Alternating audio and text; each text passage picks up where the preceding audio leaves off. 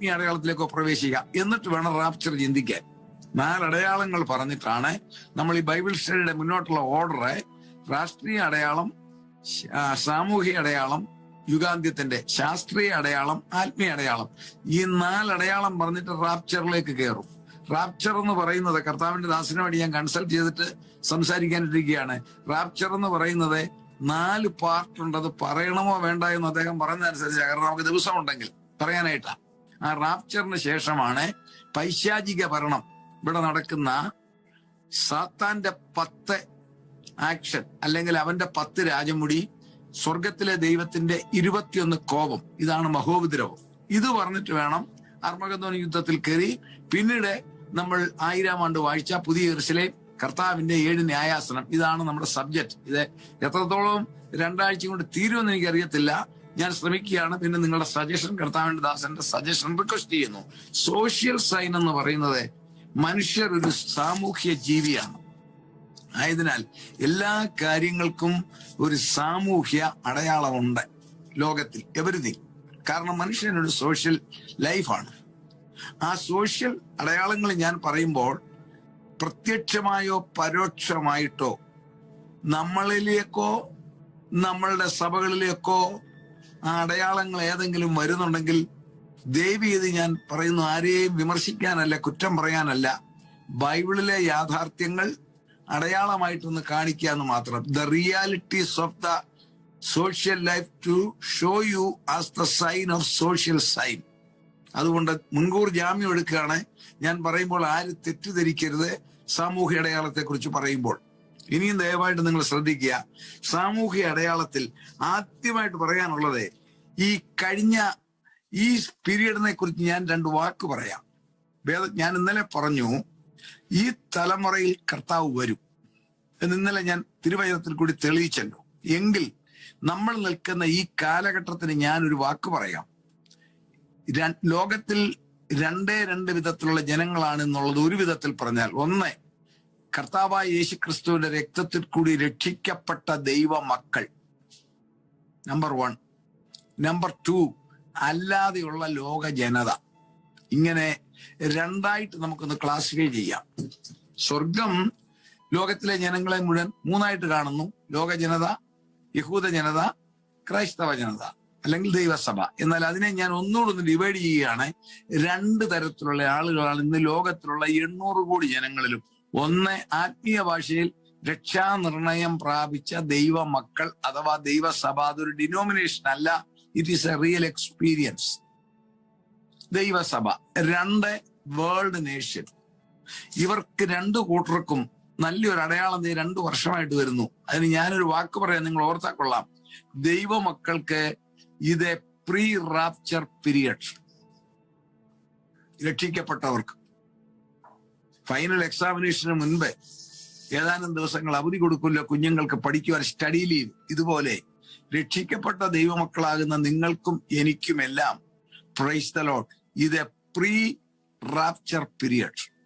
അല്ലാത്ത ലോക ജനതയ്ക്ക് this is pre tribulational period. ഒരുപോലെ വരികയാണ്. 2 കൂട്ടർക്കും ഒരേപോലെ വരുന്ന 2 കാലാവസ്ഥ ഞാൻ കാണിക്കാം. സാമൂഹ്യ അടയാളമാണ്. അപ്പോൾ ഈ പ്രീ ട്രിബുലേഷണൽ പീരിയഡ് എന്താണ്? ഈ നമ്മൾ അതൊന്ന് നോക്കിക്കേ. കഴിഞ്ഞ 2 വർഷത്തെ ചരിത്രം എടുക്കുകയാണ്. 2019, 20, 21. ഈ ലോകത്തിൽ 6500 സംസാര ഭാഷയുണ്ട്. കേട്ടോണേ, 6800 കോടി ജനങ്ങളെ കാണിച്ചു തരാം. 6500 സാധാരണഗതിയിൽ സ്പീക്കിംഗ് ലാംഗ്വേജ്, സ്പോക്കൺ ലാംഗ്വേജസ് ഉണ്ട്. 6500. കൾച്ചർ, സംസ്കൃതി, സംസ്കാരം എന്ന് പറയുന്നത് ഏതാണ്ട് 2 ലക്ഷത്തോളം ഉണ്ട്. സംസ്കാരം, ഒരു സംസ്കാരമല്ല. നമുക്കറിയാം, നമ്മൾ വന്ന് കേരളത്തിൽ നിന്നാ. കൊച്ചു രാജ്യമല്ലേ, കൊച്ചൊരു സ്റ്റേറ്റ്. തമിഴ്നാടിന്റെ പകുതി പോലും ഇല്ല നമ്മുടെ സ്റ്റേറ്റ് കേരളം. ആ കേരളത്തിലുണ്ടല്ലോ പ്രധാനമായിട്ട് 5 കൾച്ചറുണ്ട്. ശ്രദ്ധിച്ചിട്ടുണ്ടോ? നമ്മുടെ കൊച്ചു കേരളത്തിൽ 5 കൾച്ചറാണ്. 1, നോർത്ത് കേരളയിൽ ഒരു കൾച്ചറാണ്. 2, മധ്യ കേരളത്തിൽ ഒരു കൾച്ചറാണ്. 3, സൗത്ത് കേരളത്തിൽ ഒരു കൾച്ചറാണ്. ശ്രദ്ധിച്ചാൽ കാണാം. 4, കിഴക്കൻ മേഖലകൾക്ക് ഒരു കൾച്ചറാ. 5 തീരപ്രദേശത്തിന് ഒരു കൾച്ചറാ. നിങ്ങൾ യാത്ര ചെയ്യുമ്പോൾ സംസാരിക്കുമ്പോൾ നോക്കിക്ക്, ഒറ്റ ഉദാഹരണം പറയാം. ഈ വടക്കൻ ഭാഗത്തൊക്കെ ചെന്ന് കഴിഞ്ഞാൽ അവിടെ ടെപ്പിയൊക്കെയാക്കി പറയുന്ന കൊള്ളിന്ന. ഞാൻ ഒരിക്കൽ തൃശ്ശൂർ ഒരു മീറ്റിങ്ങിന് ചെന്നപ്പോൾ കൺവെൻഷൻ കഴിഞ്ഞപ്പോൾ എന്നോട് ചോദിച്ചു കൊള്ളി വേണോ? ഞാൻ പേടിച്ചു പോയി. കാരണം ഞാൻ താമസിക്കുന്ന കോട്ടയത്തെ ഞങ്ങളുടെ അവിടേക്ക് കൊള്ളി എന്ന് പറയുന്നത് കത്തുന്ന തീയുടെ കമ്പ. അപ്പൊ എനിക്ക് തോന്നി നമ്മുടെ പ്രസംഗത്തിനോ വല്ലോ പ്രശ്നം ഉണ്ടായിട്ട് കൊള്ളി കൊണ്ട് കുത്തുവെന്നോ വല്ലോ ആണ്. ഞാൻ വിരണ്ടുപോയി. അവിടെ പറയുന്ന കൊള്ളിന്ന. അതേസമയത്ത് മധ്യ കേരളത്തിൽ അതിന് പറയുന്ന കപ്പയെന്ന. സൗത്ത് കേരളത്തിൽ ചെന്ന കപ്പയെന്നോ കൊള്ളിയെന്നോ പറഞ്ഞാൽ അവർക്ക് മനസ്സിലാകത്തില്ല. അവര് പറയുന്നത് ചീനിന്ന. നോക്കിക്കേ, കൊച്ചു കേരളം. ഇനി പടിഞ്ഞാറൻ മേഖലകളിൽ കൂടി നിങ്ങൾ നോക്കിക്കേ, അവിടുത്തെ കൾച്ചർ ഒരു ടഫ് കൾച്ചറാണ്. അത് ആ തിരമാലകൾ കണ്ടു പഠിച്ചതാണെന്നാണ് ഞാൻ വിചാരിക്കുന്നത്. മനഃശാസ്ത്രീയമായിട്ട് പറഞ്ഞത് നേരം വെളുത്ത എഴുന്നേറ്റാ കാണുന്ന ഇവിടെ തിരമാലയാ. അവിടുത്തെ ആളുകൾക്ക് ഒരു ടഫ് കൾച്ചറാ. അതുപോലെ തന്നെ കിഴക്കൻ മേഖലകളിലൊക്കെ നോക്കിക്കേ, വേറൊരു കൾച്ചറാ. അപ്പൊ കൊച്ചു കേരളത്തിൽ 5 കൾച്ചറാണെങ്കിൽ ഏതാണ്ട് 2 ലക്ഷത്തോളം കൾച്ചറുണ്ട് ഈ ലോകത്തിൽ. അപ്പോൾ പ്രീ ട്രിബുലേഷൻ അടയാളം പറയുക, 6500 സംസാര ഭാഷ, 2 ലക്ഷത്തോളം സംസ്കാരം, നിരവധി ജാതികൾ, നിരവധി മതങ്ങൾ ഈ ലോകത്തെ കാണിക്കുന്നത്. വിദ്യാഭ്യാസമുള്ളവർ, സാമാന്യമുള്ളവർ, ഉന്നത വിദ്യാഭ്യാസമുള്ളവർ. ഇനി സാമ്പത്തികമായി പോവർട്ടി, ദരിദ്രരേഖയ്ക്ക് താഴെയുള്ളവർ, നമ്മളെ പോലെയൊക്കെയുള്ള സാധാരണക്കാർ, ധനവാന്മാർ, വലിയ ധനവാന്മാർ, ഇങ്ങനെ 4 ലോകത്തെ കാണിക്കുക. സാമ്പത്തികമായിട്ട് 4 വിധത്തിൽ. അറിവിലും അതൊക്കെ തന്നെ. സാധാരണ അറിവ്, നല്ല അറിവ്, ഉയർന്ന അറിവ്, ഇങ്ങനെ എല്ലാ വിധത്തിലും കിടക്കുന്ന ഈ 800 കോടി ജനങ്ങളെ ഒരു വെടി പൊട്ടിക്കാതെ കഴിഞ്ഞ 2 വർഷം കൊണ്ട് ഒരു കൊടക്കീഴിൽ വന്നോ? ശ്രദ്ധിച്ചോ? പ്രീ ട്രിബുലേഷൻ അടയാളം പറയുക, ചിന്തിക്കുന്നവർക്ക് മനസ്സിലാവും. 7 കാര്യങ്ങൾക്ക് 10 പ്രധാനം. സമയം ലാഭിക്കാൻ ഞാൻ 7 ചുരുക്കി. 7 കാര്യങ്ങൾക്ക് ഈ 800 കോടി ജനങ്ങളും ഒരു നേതാവിന്റെ നിർദ്ദേശമില്ലാതെ ഒന്നിച്ചു വന്നു ഓട്ടോമാറ്റിക്കായിട്ട്. ഒന്നാമത്തെ കാര്യം കേട്ടുകൊള്ളുക. ഈ 1950 ശേഷം ഞാൻ പറഞ്ഞ അന്ത്യകാലമാണ്. അതിന്റെ പീക്ക് വരുന്നത് 1980 ശേഷമുള്ള 40 വർഷമാണ്. ഈ 40 വർഷത്തെ മനുഷ്യന്റെ ജീവിതത്തിൽ വന്ന ഏറ്റവും വലിയ വിപ്ലവം എന്ന് പറയാം അവൻ യാത്ര. ഒരു വർഷത്തിൽ ഒരു പ്രാവശ്യമെങ്കിലും നല്ലൊരു യാത്ര ചെയ്യാത്ത ഒരാളുമില്ല. 4 കാര്യങ്ങൾക്ക് യാത്ര ചെയ്യും. ആവശ്യത്തിന്, അത്യാവശ്യത്തിന്, വിനോദത്തിന്, അനാവശ്യത്തിന്. ഇല്ലേ? യാത്ര. മനുഷ്യർ നിരന്തരം, അതായത് ഈ എയർക്രാഫ്റ്റ് ഇത്രയും വർദ്ധിച്ചു, ട്രെയിൻ വർദ്ധിച്ചു, ഓട്ടോമൊബൈൽ സിസ്റ്റം ഡെവലപ്ഡായി, പിന്നെ കടലിൽ കൂടി ക്രൂസർ വന്നു. അങ്ങനെ ലോകത്തിൽ യാത്രയെന്ന് പറയുന്ന ഒരു സംസ്കാരത്തിന്റെ ഭാഗമായിട്ട് മാറി. എന്റെ അറിവ് ശരിയാണെങ്കിൽ ലോകത്തിലെ ഏറ്റവും ബിസി എയർപോർട്ട് എന്ന് പറഞ്ഞ ഈ അമേരിക്കയിലെ അറ്റ്ലാന്റയിലെ ജാക്സൺ ഇന്റർനാഷണൽ എയർപോർട്ടായിരുന്നു. അവിടുന്ന് ഒരു ദിവസം പറന്നു പൊങ്ങുകയും താഴുകയും ചെയ്യുന്നത് 2000 ഫ്ലൈറ്റാ. ഒന്ന് ചിന്തിച്ചു നോക്കിക്കേ. സെക്കൻഡ് സ്ഥാനത്ത് വരും ഞാൻ താമസിക്കുന്ന ഈ ചിക്കാഗോയിലെ ഒഹേറോ 2ാം സ്ഥാനമാണ്. 3ാം സ്ഥാനം നിങ്ങളുടെ ഇത്രോയ്ക്കാ. 4ാം സ്ഥാനം ഫ്രാൻസിനാ. അതെല്ലാം കഴിഞ്ഞ് ഗൾഫിനൊക്കെ ഉള്ളൂ. ഏറ്റവും കുറച്ച് ഫ്ലൈറ്റ് പൊങ്ങുന്നത് എന്റെ അറിവ് ശരിയാണെങ്കിൽ നമ്മുടെ ഇന്ത്യയിലെ ജമ്മുവില, ഞാൻ അവിടെ പോയിട്ടുണ്ട്, 4 ഫ്ലൈറ്റേ ഉള്ളൂ. അപ്പൊ ഈ 2000 ഫ്ലൈറ്റ് പൊങ്ങുന്ന ജാക്സൺ എയർപോർട്ട് മുതൽ 4 ഫ്ലൈറ്റ് പൊങ്ങുന്ന ജമ്മു വരെ മുട്ടി മുട്ടി ഉറുമ്പുകളെ പോലെ സഞ്ചരിച്ചു കൊണ്ടിരിക്കുന്ന ലോകത്തിലെ മുഴുവൻ നിരത്തുകൾ, സുന്ദരമായിട്ട് ഓടിക്കൊണ്ടിരുന്ന കപ്പലുകൾ, ഇടതടവില്ലാതെ പാളത്തിൽ കൂടി പാഞ്ഞുകൊണ്ടിരുന്ന ട്രെയിൻ, ഇതെല്ലാം നിശ്ചലമായോ? ശ്രദ്ധിച്ചിട്ടുണ്ടോ? നമ്മൾ കാണുന്നതല്ലേ, ഞാൻ പറയാ, സാമൂഹിക അടയാളം കാണിച്ചിരിക്കുക. ഇത് മുഴുവൻ ഷട്ട് ഡൗൺ ആയോ? പറയുന്നത് COVID-19 അല്ലേ, പാൻഡമിക്. COVID-19 യഥാർത്ഥ കാരണം നമ്മൾ മഹോദ്രവം പഠിക്കുവാൻ ചിന്തിക്കും. ശാസ്ത്രീയമായി ബൈബിളിൽ കൂടി നമുക്ക് തെളിയിക്കാം എന്താണ് ഈ COVID-19 വരാൻ കാരണമെന്ന്. അത് മഹോദ്രവം തുടങ്ങുമ്പോൾ നമുക്ക് ചിന്തിക്കാം. പക്ഷെങ്കിൽ ഈ COVID-19 എന്ന് പറഞ്ഞൊരു സാധനം നിമിത്തം, ഞാൻ ആദ്യത്തെ ദിവസം പറഞ്ഞ പോലെ ഒരു ഡോളർ വിലയില്ലാത്ത സോപ്പിന്റെ കോമളയെ പോലും അതിജീവിക്കാൻ കഴിവില്ലാത്ത സാധനം കിടന്ന് കളിക്കുന്ന കളി കണ്ടോ? യാത്ര മുഴുവൻ സ്റ്റോപ്പായോ, നിരത്തുകൾ ശൂന്യമായോ, എയർപോർട്ടുകൾ മുഴുവൻ ഷട്ട് ഡൗൺ ചെയ്തു, റെയിൽ പാളങ്ങൾ അവിടെ കിടന്നു, ചലനമില്ലാതാക്കിയോ? നമ്പർ 1. 2, മനുഷ്യന്റെ സംസ്കാരത്തിന്റെ രണ്ടാമത്തെ ഒരു പ്രതീകമാണ് സെലിബ്രേഷൻസ്, ആഘോഷങ്ങൾ. എല്ലാ മതങ്ങളിലും എല്ലാ സമൂഹങ്ങളിലും സെലിബ്രേഷൻസ് ഇല്ലേ? പല വിധത്തിലുള്ള സെലിബ്രേഷൻസ്, നമ്മളെല്ലാവരും പങ്കെടുക്കുന്നവരല്ലേ? ആ സെലിബ്രേഷൻസ് മുഴുവൻ സ്റ്റോപ്പായോ? 3, മനുഷ്യന്റെ കൾച്ചറിന്റെയും സന്തോഷത്തിന്റെയും മറ്റൊരു മുഖമുദ്രയായിരുന്നു ഗെറ്റ് ടുഗദർ, ഒത്തുചേരൽ. തീർന്നില്ലേ? വിവാഹത്തിന് പോലും 20 പേരെന്നായില്ലേ? 1000, 1500. പക്ഷെ ഒരു തിരിച്ചടിയും കൂടെ ആയിരിക്കും. കേരളത്തിലെ കല്യാണം നിങ്ങൾ പങ്കെടുത്ത് കാണും. ഒരു വിവാഹം 1500, 2000 പേര്, 1600 പേർ പങ്കെടുത്ത വിവാഹം ഞാൻ കുറേക്കാലം ആശീർവദിച്ചിട്ടുണ്ട്. അവിടുന്ന് പോയിട്ട് ഇപ്പൊ ഒടുവിൽ ഞാൻ ആശീർവദിച്ച വിവാഹത്തിന് വന്നത് 40 പേരാ.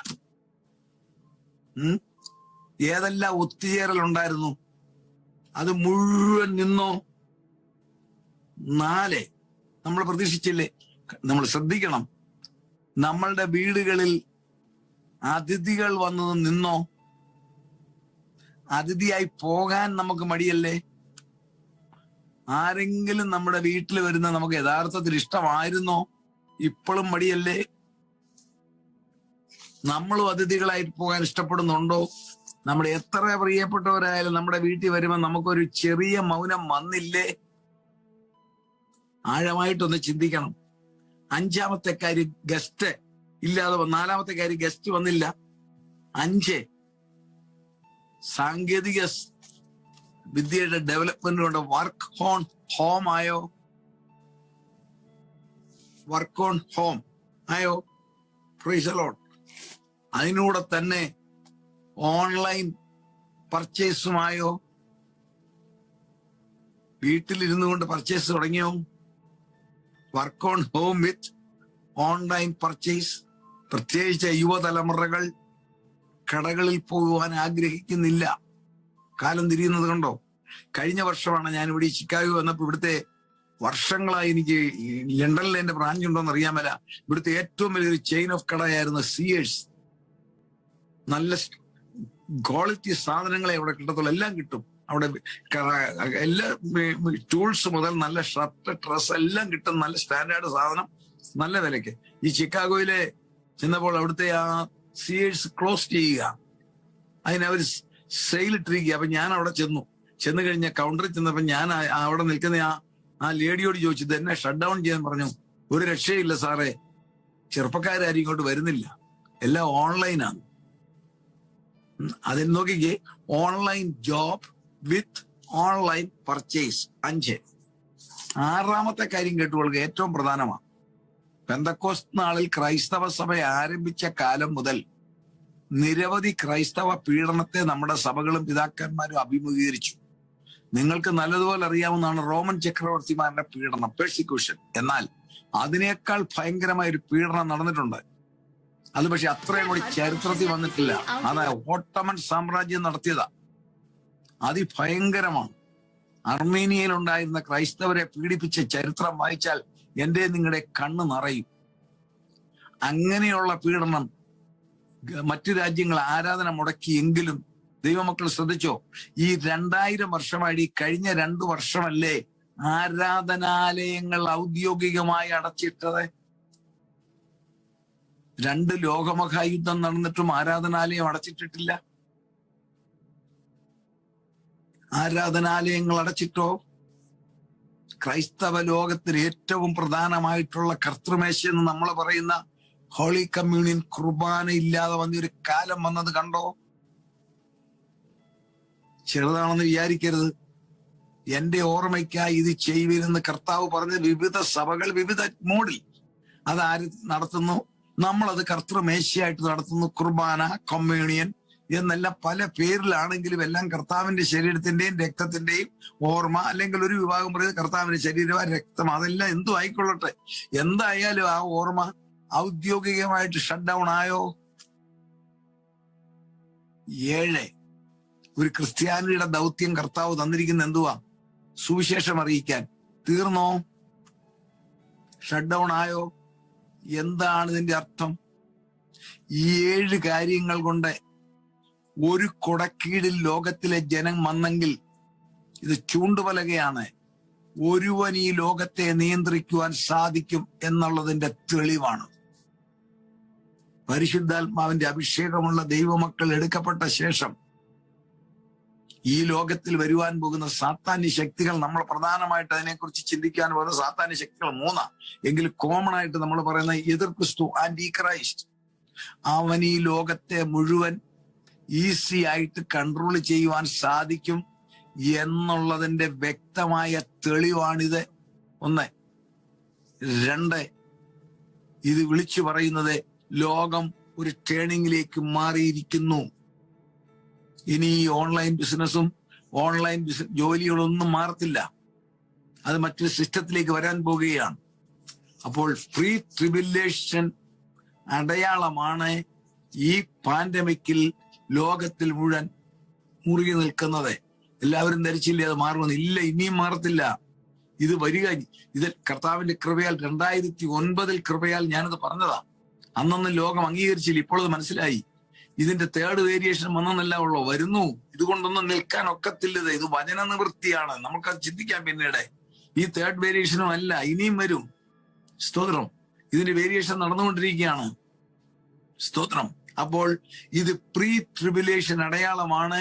ഒരുവന് ലോകത്തെ നിയന്ത്രിക്കാൻ സാധിക്കും. ഒരു വെടി പോലും പൊട്ടിക്കാതല്ലേ വേൾഡ് ഹെൽത്ത് ഓർഗനൈസേഷന്റെ നിർദ്ദേശം അനുസരിച്ച് കാര്യങ്ങൾ ചെയ്തവന് അല്പം സാരസ്യത്തിൽ പറഞ്ഞ വാസ്തവത്തിൽ ഇത് പെന്തക്കോസ്ത് ഉപദേശമാണ്. വേൾഡ് ഹെൽത്ത് ഓർഗനൈസേഷൻ വേറെ വിധത്തിൽ പറഞ്ഞതേ ഉള്ളൂ. നമ്മളുടെ 3 ഉപദേശമാണ് ഇവര് പറയുന്നതെല്ലാം. 1, എന്താ? സാമൂഹ്യ അകലം പാലിക്കുക. നമ്മൾ അതിന് പറയും വേർപെട്ട് ജീവിക്കാൻ. ശരിയാണോ? അല്ലേ? 2, ഇവര് പറയും മാസ്ക് വെക്കാൻ. നമ്മളും അതിന് പറയും പാപം ചെയ്യാതെ നാവിനെ കടിഞ്ഞാണിട്ട് സൂക്ഷിക്കാൻ. 39-ാം സങ്കീർത്തനം അല്ലേ? 3, ശാസ്ത്രി പറയും സാനിറ്റൈസ് ചെയ്തോളാൻ കൈ. നമ്മളും പറയും വിശുദ്ധിയിൽ ജീവിക്കാൻ. Price the Lord. ഇത് വേറെ വിധത്തിൽ ലോകത്തിലേക്ക് ഇൻട്രൊഡ്യൂസ് ചെയ്തില്ലേ? അപ്പോൾ പ്രീ ട്രിബുലേഷൻ അടയാളം ആണ്. സാമൂഹ്യ അടയാളം കേട്ടുകൊള്ളുക. നമ്പർ 2, അടുത്തത് ദൈവമക്കൾ ശ്രദ്ധിച്ചാൽ കാണാം. ലോകത്തിലെ ഇന്നത്തെ മേജർ മതങ്ങൾക്കെല്ലാം ഔദ്യോഗികമായ ഗവൺമെന്റിന്റെ സപ്പോർട്ടുണ്ട്. മേജർ മതങ്ങൾക്ക്. 1, ഇസ്രായേൽ. ഏറ്റവും പുരാതന മതമാണ് ഇസ്രായേൽ മതം. അവർക്ക് ഗവൺമെന്റ് ഓഫ് ഇസ്രായേൽ എന്ന് പറയുന്നതിന് അവരുടെ മതത്തിന്റെ ഗവൺമെന്റാ, ഫുൾ സപ്പോർട്ട്. 2, അടുത്തത് ഇസ്ലാം.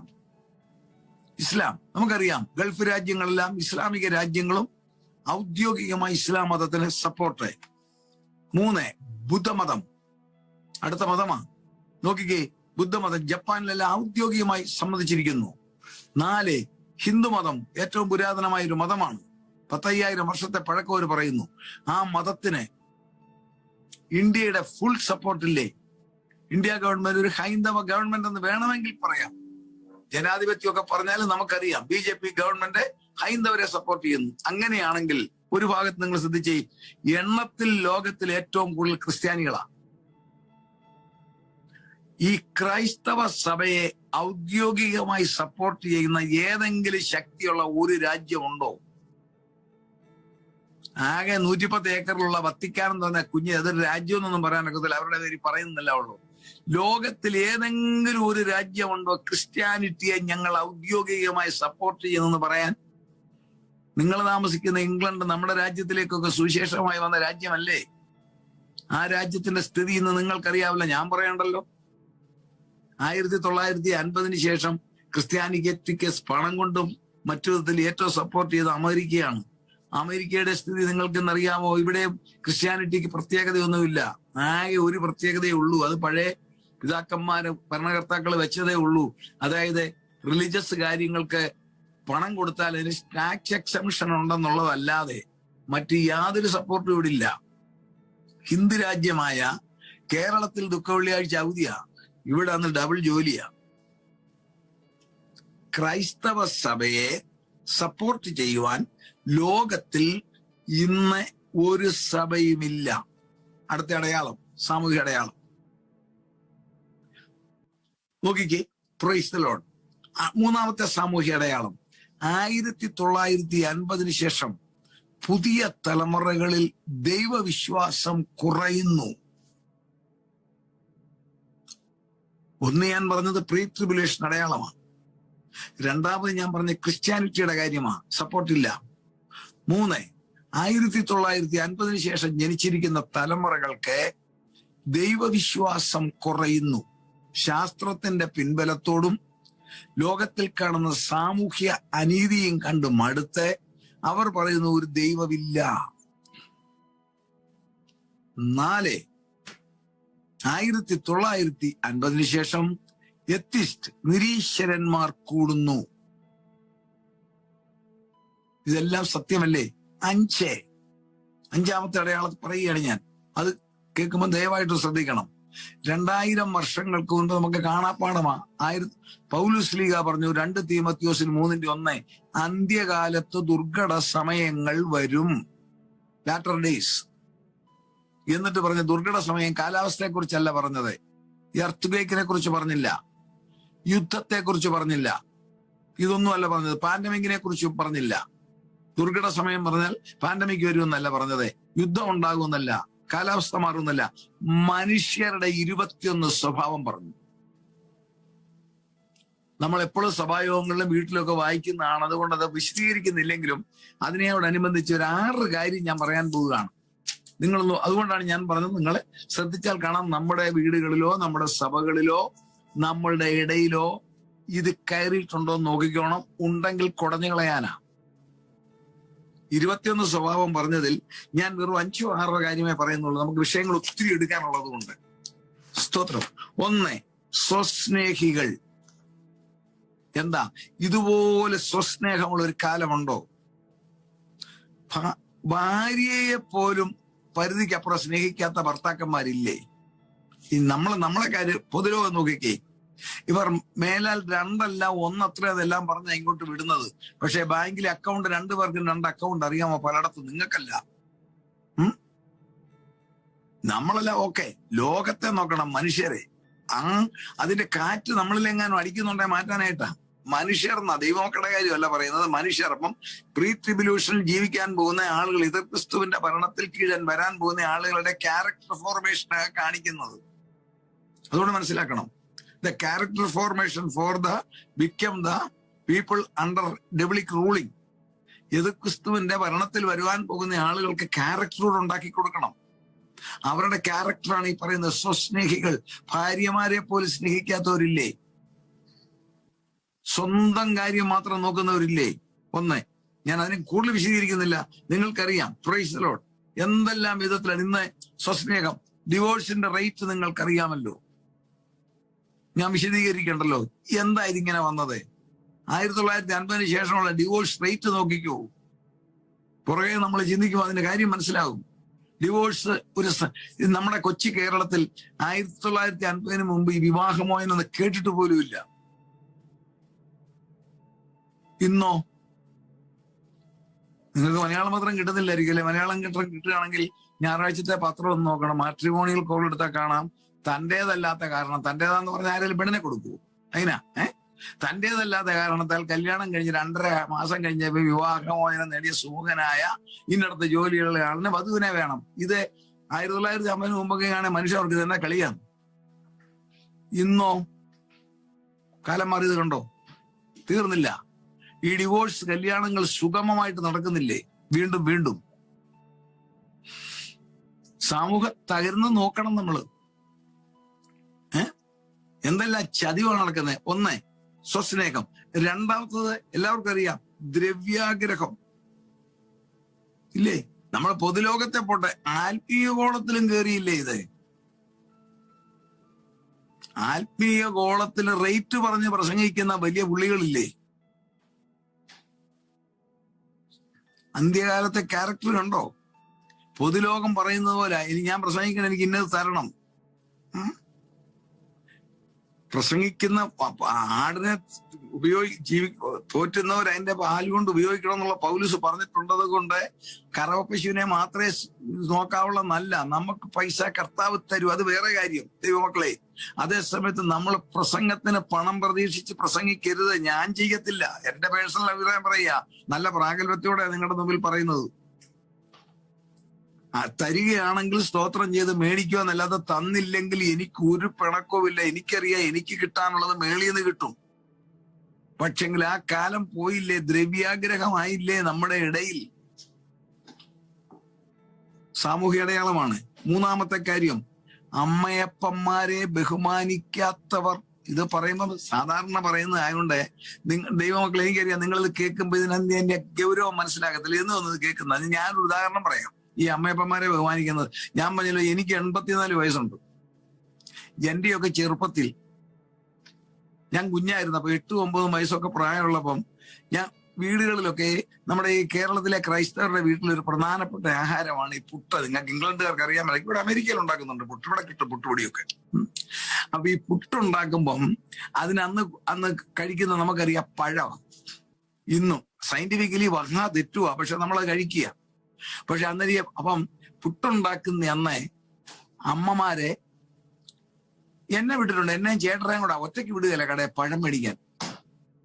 ഒറ്റയ്ക്ക് വിടാൻ പേടിയാ. ഞാനും ചേട്ടനും കൂടാ പഴം മേടിക്കാൻ പോകുന്നത്. ഞാനും പോയിട്ടുണ്ട്.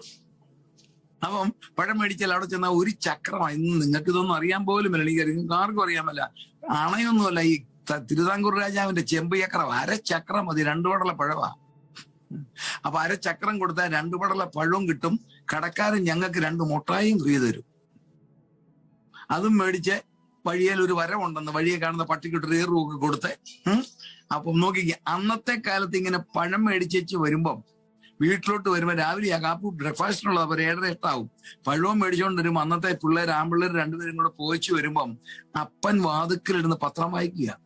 രാവിലെ വരാന്തയിൽ ഇരുന്നുകൊണ്ട്, ഇലക്ട്രിക് ലൈറ്റ് ഒന്നും ഉള്ള കാലമല്ല. അപ്പൊ വരാന്തയിൽ വെട്ടം കണ്ടുകൊണ്ട് രാവിലത്തെ പത്രം വായിക്കുന്ന കാണുമ്പോൾ ഈ ചേട്ടനും അതിനും കൂടെ പറയാം, ആണ്ട്രാ അച്ചാച്ചൻ അപ്പച്ചൻ അച്ചായൻ ഇരിക്കുന്നു, നമുക്ക് അതിലേ പോകണ്ടറാ, നമുക്ക് അടുക്കള വഴി കയറാവിടാം. അവർക്ക് അത്ര ബഹുമാന. പത്രവും വായിക്കുന്ന അപ്പന്റെ മുമ്പിൽ കൂടെ അവര് പോകത്തില്ല പഴവും കൊണ്ട്. ഇന്നുണ്ടല്ലോ പഴവും മേടിച്ചുകൊണ്ടിരുന്ന മക്കളെ കാണും അപ്പം പറയാണ്ട് അവന്മാര് വരിക എന്ന് പറഞ്ഞ അപ്പൻ ഇറങ്ങി സ്കൂട്ടറെ സ്ഥലപ്പെടും. കാരണം മക്കളെ ഫേസ് ചെയ്യാൻ സാധിക്കുന്നില്ല. ഇത് സത്യമല്ലേ? ഇതാണ് അദ്ദേഹം അന്ന് എഴുതി വെച്ചത് ആത്മാവിൽ. അമ്മയപ്പന്മാരെ ബഹുമാനിക്കാത്തവർ. മാതാപിതാക്കളോട് മക്കൾക്കുള്ള സ്നേഹം നിങ്ങൾ നോക്കിക്കേ, വളരെ കുറഞ്ഞില്ലേ? വളരും തോറും അവൻ സാധാരണഗതി തിരുവചനം പറയുന്നത് വചനം വളരും തോറും സ്നേഹം കൂടണം.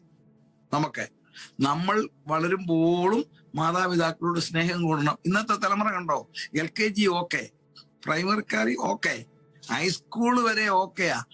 അത് കഴിയുമ്പോൾ അവന്റെ ടോൺ ഒന്ന് മാറും അവിടെ. ശരിയാണോ? ഫാക്റ്റാണ്. ഞാൻ അതാ പറഞ്ഞത്, നമ്മളെയൊക്കെ സ്പർശിക്കുന്നുണ്ട്. നമ്മൾ ഇതിനെ ഒന്ന് കറക്റ്റ് ചെയ്യാനായിട്ടാ പറയുന്നത്. കോളേജിൽ കയറി കഴിഞ്ഞാൽ പിന്നെ അവൻ അപ്പനെ കാണുന്നത് 2ാം കടയായിട്ടാ അമ്മയെ കാണുന്നത്. ശരിയാണോ? ബഹുമാനം പോയില്ലേ? സംഗതി മാറിയില്ലേ? സംഗതി മാറിയില്ലേ? എന്താ അമ്മയപ്പം? ഇതെല്ലാം ഈ ട്രിബ്യൂഷണൽ കൾച്ചർ വരിക. അതാ വിഷയം, നമ്മുടെ വിഷയം അതാണ്. പൈശാചിക ലോകത്തിൽ ഈ സോഷ്യോളജി ഒന്നും ഇല്ല. അസൽ മൃഗങ്ങളെ പോലെയാകും മനുഷ്യർ. I am going to prove it. ഇന്ന് നമ്മൾ കാണുന്ന 50-60 കന്നുകാലികളെ നിങ്ങൾ കാണുന്നുണ്ടല്ലോ ഇംഗ്ലണ്ടിൽ, അതേ ടൈപ്പിൽ മനുഷ്യൻ വരും, സംസാരിക്കുന്നേ ഉള്ളൂ. അതാണ് അമ്മയപ്പന്മാരെ ബഹുമാനിക്കാത്ത ഒരു കൂട്ടരായിട്ട് വരുന്നു. 4, ഇത് വളരെ സീരിയസ് ആ ദൈവമക്കളെ. നമ്മുടെ സഭകളിലൊക്കെ നമ്മുടെ കുഞ്ഞുങ്ങളെ നമ്മൾ ബോധവൽക്കരിക്കണം. കാരണം നമ്മുടെ കുഞ്ഞുങ്ങളെ പറഞ്ഞ് മനസ്സിലാക്കണം. അമ്മയപ്പന്മാരെ ബഹുമാനിക്കാൻ പഠിപ്പിക്കണം. അവർക്കൊരു ധാരണയുണ്ട് അവരേതാണ്ട് വലുതായെന്ന്. അവരൊരു വലുതുമായില്ല. അവരുടെ അപ്പനെന്നും അപ്പനും അമ്മയെന്നും അമ്മയും അല്ലേ, പ്രസവിച്ച അമ്മയെന്നും അമ്മയല്ലേ. ഇതിനെ നിരാകരിക്കുന്ന എന്തെല്ലാം സംഭവങ്ങൾ നിങ്ങൾക്കറിയാം. അമ്മയെ കൊല്ലുന്ന മക്കൾ തീർന്നില്ലേ? അപ്പനെ കൊല്ലുന്നവർ. അമ്മയപ്പന്മാരോട് യാതൊരു റെസ്പെക്റ്റും ഇല്ല. ഞാൻ പൊതുലോകത്തെ കുറിച്ചല്ല പറയുന്നത്, ക്രൈസ്തവ ലോകം തന്നെയല്ല, പെന്തിക്കോസ് കോളത്തിലും ഉണ്ട്. അമ്മയപ്പന്മാരെ ബഹുമാനിക്കാത്ത പിള്ളേർ വളർന്നു വരിക ഇന്ന് നമ്മുടെ ഇടയിൽ. ഉദാഹരണങ്ങളൊക്കെ എത്ര വേണമെങ്കിലും ഞാൻ പറയാം, അത് ഞാൻ ഇവിടെ എടുക്കുന്നില്ല. കാരണം അപ്പനും അമ്മയ്ക്കും മക്കളെ ഇപ്പം ഭയമാണ്. കാലം മാറി. ഒരു നല്ല ജോലിയും കൂടെ കിട്ടിയാലോ, സംഗതി മുഴുവൻ തീർന്നു അല്ലേ? അത് നമ്മൾ വളരെ ശ്രദ്ധിക്കുക, അമ്മയപ്പന്മാരെ ബഹുമാനിക്കാത്തവർ. നാലാമത്തെ കാര്യമാണ് നല്ല ഡ്രസ്സ് ധരിക്കുക. ഏതാ? ഭക്തിയുടെ വേഷം. ഞാൻ ആരെയും വിമർശിക്കുകയല്ല, ബൈബിളിലെ കാര്യം ഒന്ന് ലാമിനേറ്റ് ചെയ്യുക. ഭക്തിയുടെ വേഷമെല്ലാം ഉണ്ട്, സകലതും ഉണ്ട്. എന്താണ് ഭക്തി? Integrity is the power. നമ്മുടെ ഭക്തി, ദൈവത്തോടുള്ള നമ്മുടെ ഭക്തി അകത്തൊരു ശക്തിയാ. അതില്ല ഭക്തി, എല്ലാം ഡെമോൺസ്ട്രേഷൻ. വെറും ഞാനൊരു കൺവെൻഷന് പോയി, സ്ഥലം ഞാൻ പറയാൻ ആഗ്രഹിക്കുന്നില്ല, നിങ്ങൾ ആരെങ്കിലും ആ നാട്ടുകാരുടെ മോശം. ഒരു കൺവെൻഷന് പോയി, സമുദായക്കാരാണ് കേൾക്കാൻ വന്നത്. അപ്പൊ ഞാൻ ആലോചിച്ചു, സമുദായക്കാരാണല്ലോ, അതായത് ഈ ക്നാനായ കത്തോലിക്കരാണ് അവിടെ അധികവും. അപ്പൊ എന്നെ വിളിച്ച് ഞാനവിടെ കർത്താവിന്റെ കൃപ വളരെയധികം പോയി പ്രാർത്ഥിച്ചു. ഒരു ഗായക സംഘമാണ് പാടുന്ന സ്റ്റേജിൽ. അവരുടെ പാട്ട് കേട്ടിട്ട് ഞാൻ ഓർത്ത് സ്വർഗം താഴെ ഇറങ്ങി വരുമെന്ന്. അത്ര കത്തിച്ച് പാടി വരും. പാട്ടെല്ലാം കഴിഞ്ഞ് ഞാൻ കൺവെൻഷൻ പ്രസംഗിച്ച് കർത്താവ് അവിടെ ആത്മാവിന്റെ പ്രവർത്തനം ഉണ്ടായി. പ്രിയമുള്ളവരെ, ആ വചനം പറഞ്ഞ അന്ത്യന്യായ വിധിയെ കുറിച്ചായിരുന്നു സംസാരിച്ചത്. സംസാരിച്ചു കഴിഞ്ഞപ്പം ജനത്തിനിടയിൽ ഒരു ചലനം ഉണ്ടായെന്ന് എനിക്ക് മനസ്സിലായി. അപ്പൊ ഞാനൊരു ഓൾട്ടർ കോളിന് തീരുമാനിച്ചു. ഓൾട്ടർ കോളിന് തീരുമാനിച്ചിട്ട് ഞാൻ ഒരു പാട്ട് പാടിയിട്ട് ഞാൻ പറഞ്ഞു, പാട്ടുകാർ സഹോദരന്മാർ വരാൻ പറഞ്ഞിട്ട് ഒറ്റ എണ്ണം വരുന്നില്ല. പിന്നെ ഞാനിങ്ങനെ തിരിഞ്ഞു നോക്കിയപ്പോ ഉണ്ടല്ലോ, അപ്പുറത്തൊരു വാൻ കിടപ്പുണ്ട്, മാരുതി. അതിനകത്തിരുന്ന് സിഗരറ്റ് വലിക്കുക. ആരാ? ഈ തട്ട് തകർത്ത് പാടിയ പുള്ളികൾ. എനിക്ക് കാണാം സിഗരറ്റിന്റെ ഇങ്ങനെ പുകയ്ക്കുന്ന കാണാം. പിന്നെ ഇനി ഇവനെ വിളിച്ച് പാടിപ്പിക്കലും കൂടി ഞാൻ ഇടും. ദൈവദാസന്മാരോട് നിങ്ങൾ കയറി വരാൻ പറഞ്ഞു, ഞങ്ങൾ ഇരുന്ന് പാടി. അപ്പോഴത്തേക്ക് ഇവരിതെല്ലാം കുത്തിക്കെടുത്തി കയറി വന്നു. ഞാൻ നിങ്ങൾ വരണ്ട, ഞങ്ങൾ പാടിക്കൊള്ളാന്ന് പറഞ്ഞു. നോക്കിക്കേ, ഭക്തിയുടെ വേഷമാ ഇത്. സ്വർഗം കാണുന്നുണ്ടെന്ന് അറിയുന്നില്ല. ഇന്നത്തെ കാലമാണ്. ഭക്തിയുടെ വേഷം ധരിച്ചു. അടുത്തത് കിട്ടണം. അഞ്ചാമത്തെ കാര്യമാണ് ഭോഗപ്രിയർ.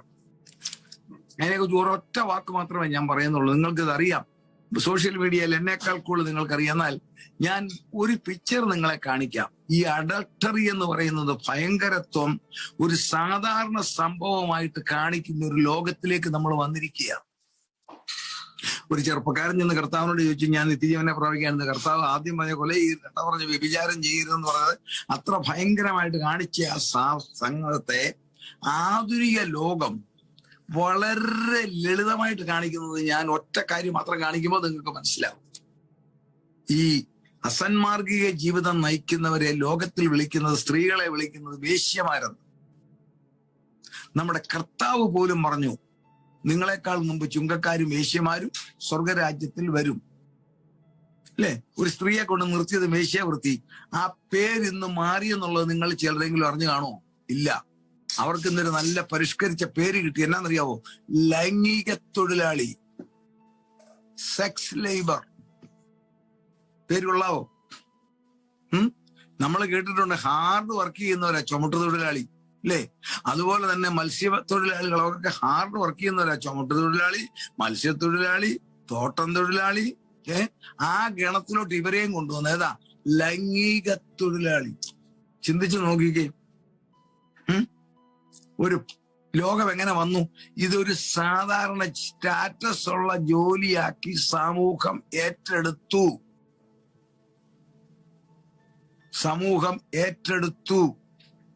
എന്നെ ഒരാൾ വിളിച്ചു പറഞ്ഞു, സാർ കാണത്തില്ലെങ്കിൽ സാറിന്റെ പ്രസംഗത്തിന് സഹായിക്കും, സാർ ഇപ്പോൾ ഇന്നതൊന്ന് ഓൺ ചെയ്ത് ഇന്നതൊന്ന് കാണാൻ പറഞ്ഞു.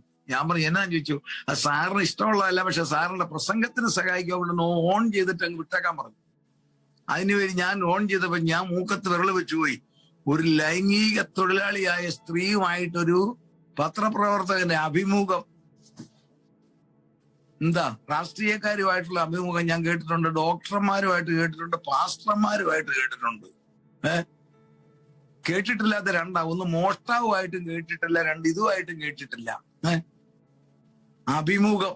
എന്നെ സ്റ്റാറ്റസിലായിരുന്നു സംസാരിച്ച 2 മിനിറ്റ് കഴിഞ്ഞ് ഞാൻ ഓഫ് ആക്കി. കാരണം നമ്മുടെ കൃപ പോകും. എവിടെ നിൽക്കുന്നു? സമൂഹം തകർന്ന്. എന്താ? The world is preparing by devil for his ruling. അതിന്റെ നടുവിലാണ് നമ്മൾ ഇരിക്കുന്നു പറയാനാ. Price the Lord. 6ാമത്തെ കാര്യം, ആത്മീയ ഗോളങ്ങൾ കലാപകേന്ദ്രമായോ? ആത്മീയ ഗോളത്തിൽ ലോകത്തിലെ പോലെ തുടങ്ങിയ സമരം? ഏത് സഭയും ആയിക്കോട്ടെ, കോടതിയുടെ വാതുക്കൽ സത്യാഗ്രഹം ചെയ്യുന്ന ക്രൈസ്തവ പ്രവർത്തകരുടെ പടം കണ്ടിട്ടുണ്ടോ? സ്ത്രീ ആയാലും പുരുഷനായാലും ഏത് സഭയും ആയിക്കൊള്ളട്ടെ, നിങ്ങൾക്ക് കാര്യമുണ്ടെങ്കിൽ കർത്താവിനോട് പറയാൻ പറഞ്ഞ സ്ഥലത്തെ ആത്മീയ കോളത്തിൽ കലാപങ്ങളും കലഹങ്ങളുമായോ? കസേറയ്ക്കുള്ള ഓട്ടം ഞാൻ പറയാതെ അറിയാമല്ലോ. എന്താണ് കാരണം? ഇത് മുഴുവൻ ഒരു വലിയ ലക്ഷണമാണ്. എന്താണെന്നറിയാവോ? കർത്താവ് പറഞ്ഞതാണ്, ഈ ആത്മീയ കോളത്തിലേക്ക് ഞാൻ പതുക്കെ ഒന്ന് കയറി വരിക. മത്തായിയുടെ സുവിശേഷം 13-ാം അധ്യായത്തിന്റെ 25-ാമത്തെ വാക്യം ഒന്ന് വായിക്കാവോ സിസ്റ്ററെ? മത്തായിയുടെ സുവിശേഷം 13-ാം അധ്യായം 25-ാം വാക്യം. Matthew chapter 13:25. അവന്റെ മനുഷ്യർ ഉറങ്ങുമ്പോൾ അവന്റെ ശത്രു വന്ന് ഗോതമ്പിന്റെ ഇടയിൽ കള വിതച്ച് പോയി കളഞ്ഞു. നമുക്കറിയാവുന്ന സജി പാസ്റ്ററൊക്കെ എപ്പോഴും പ്രസംഗിക്കുന്ന, എന്റെ പ്രഭാഷണം കേൾക്കുന്നതൊക്കെ എന്നേക്കാൾ നല്ലതായിട്ട് ഇത് അറിയാം. പിന്നെ എന്തിനാ ഇത് പറയുന്ന? ക്രൈസ്തവ സഭയാകുന്ന ലോകമാകുന്ന വയലിലെ തോട്ടമാണ് ക്രിസ്തു സഭ, ദൈവസഭ. അവിടുത്തെ കൃഷിയാണ് നമ്മളാകുന്ന ഗോതമ്പ്. ഇതാണ് കർത്താവ് പറഞ്ഞത്. ലോകമാണ് വയല്, കൾട്ടിവേഷൻ സഭ, തോട്ടം, കൃഷിത്തോട്ടം. കൃഷി, ദൈവത്തിന്റെ കൃഷി ഗോതമ്പായിട്ട് കാണിച്ചിരിക്കുക. അത് വേണമെങ്കിൽ യവമായിട്ടോ എന്തോ ആയിട്ട് കാണിച്ചു കൊണ്ട് വിതച്ചു പോയി. ശത്രു വന്ന് കള വിതച്ചു പോയി. ഇതാണ് സംഭവം. ഇന്ന് ക്രൈസ്തവ സഭകളിൽ കള കയറി പറ്റിയിരിക്കുന്ന ഒന്ന് കാണിക്കാനായിട്ടാണ്. ഒരു ഡിനോമിനേഷനെ അല്ല ഞാൻ പറയുന്നത്, നമ്മളുടെ സഭകളെല്ലാം ചേർത്ത് തന്നെ ചിന്തിച്ചു. ദൈവമക്കളെ, കളകൾ കയറി പറ്റിയില്ലേ? ഞാന് സജി പാസ്റ്ററും ഞാനും ഞങ്ങളൊക്കെ ഒറ്റ കുടുംബത്തിലെയാ. ഞാൻ ഇവിടെ ഈഴി അറിഞ്ഞത്. ഞങ്ങൾ ചെങ്ങന്നൂരെ മർത്തോമ കുടുംബത്തിൽ നിന്നവരെ. ഞങ്ങളുടെ ആ ഫാമിലി ചർച്ചാണ് അവിടുത്തെ പഴയ സുഖിയാനിപ്പള്ളിയൊക്കെ. അവിടെ ഇപ്പോഴും ഒരാഴ്ച മർത്തോമക്കാർക്കും ഒരാഴ്ച യാക്കോബക്കാർക്കുമാണ് അവിടെ ശുശ്രൂഷ. അവിടെ ഞങ്ങളുടെ കുടുംബമൊക്കെ അപല നേർച്ചയൊക്കെ ഉണ്ട്. ഞാൻ പോകത്തില്ലെങ്കിലും പൈസ അയച്ചു കൊടുക്കും, കുടുംബത്തോടുള്ള പ്രതിബദ്ധത നിലനിർത്താൻ. അതിന്റെ പുറകെ പോകത്തില്ലെങ്കിൽ പൈസ അയച്ചു കൊടുക്കും. പക്ഷെ ഞാൻ ഇന്നൊരു സത്യം ഞാൻ തുറന്നു പറയാം. ഇന്നത്തെ പെന്തക്കോസ്റ്റ് സിസ്റ്റം സംസ്കാരമായിരുന്നു ഞാൻ രക്ഷിക്കപ്പെട്ട നാളിലെങ്കിൽ ഞാൻ പള്ളി വിട്ട് വരത്തില്ല. തുറന്നു പറയുക, അത്ര നമ്മൾ ശകട് പോയി. നമ്മളെ കറക്റ്റ് ചെയ്യേണ്ട സമയമാണ്. ഇതുപോലെ നമ്മുടെ ഇടയിലും കള കയറിയിട്ടുണ്ടോ? എന്താണ് കള? ഇത് ഈ വിഷയത്തിൽ ഏറ്റവും കാതലായിട്ടുള്ളൊരു കാര്യമാണ്. നമുക്ക് ഈ അന്ത്യകാല സംഭവങ്ങൾ കേൾക്കുമ്പോൾ കേൾക്കാറൊക്കെ ഉണ്ടെങ്കിലും നമ്മളെ കറക്റ്റ് ചെയ്യാനുള്ള കളകളെന്ന് പറയുന്നത് ശാസ്ത്രത്തിന്റെ വെളിച്ചത്തിൽ പഠിച്ചാലേ മനസ്സിലാകത്തുള്ളൂ. കളകൾ രണ്ട് വിധത്തിലുണ്ട്. അഗ്രികൾച്ചറൽ ഡിഗ്രി ഉള്ളവരൊക്കെ ഇതിനകത്ത് കാണും. എന്നേക്കാൾ മിടുക്കരാ നിങ്ങളെ. ഞാൻ നിങ്ങളുടെ മുമ്പിലാ പറയുന്നെങ്കിലും ചെറിയവനായിട്ട് ഞാൻ കൃപയെ പറയുകയാണെന്നേ ഉള്ളൂ. നിങ്ങളെ ആരെയും ഓവർലാപ്പ് ചെയ്യുകയല്ല. കളകൾ രണ്ട് സൈസ് ഉണ്ട് ശാസ്ത്രത്തിന്റെ ഭാഷയിൽ. ഒന്ന് മോണോകോട്ട്, ഒന്ന് ഡൈക്കോട്ട്. ഇതിലാണ് കളകൾ. നമ്മൾ ജനറലി പറയും കള കയറി, പുല്ല് കയറി എന്നൊക്കെ. പക്ഷെ അത് ശാസ്ത്രത്തിന്റെ ദൃഷ്ടിയിൽ നോക്കിയാൽ ഒന്ന് മോണോകോട്ട്, ഒന്ന് ഡൈക്കോട്ട്. മോണോകോട്ട് എന്ന് പറയുന്നത് ടാപ്പ് റൂട്ട് ഇല്ലാത്തതാ. അതാണ് നമ്മൾ പറയുന്ന ഈ പുല്ല്, ഗ്രാസ് ഫാമിലി എല്ലാം മോണോകോട്ടാണ്. ഡൈക്കോട്ട് എന്ന് പറയുന്നത് താഴോട്ട് വേറുള്ളതായി. വേനപ്പച്ച മുതൽ സകല കളയും ഡൈക്കോട്ടാണ്. ഈ ഡൈക്കോട്ടിന് രണ്ട് സൈസ് ഉണ്ട്, അതും പറഞ്ഞേക്കാം. ഇത് മൂന്നും നമ്മൾ ചിന്തിക്കാൻ പോകുന്നത്. ഒന്ന് മോണോകോട്ട്, ഗ്രാസ് ഫാമിലി. രണ്ട് ഡൈക്കോട്ട്. ഡൈക്കോട്ട് ഒന്ന് പ്ലാന്റ് ഫാമിലി, രണ്ട് ക്രീപ്പർ ഫാമിലി. ഇങ്ങനെ നിൽക്കുന്ന വേനപ്പച്ച പോലുള്ള കള. രണ്ട് ഈ ചുറ്റിപ്പടരുന്ന മക്കീനിയ പോലുള്ള വള്ളിക്കളകൾ.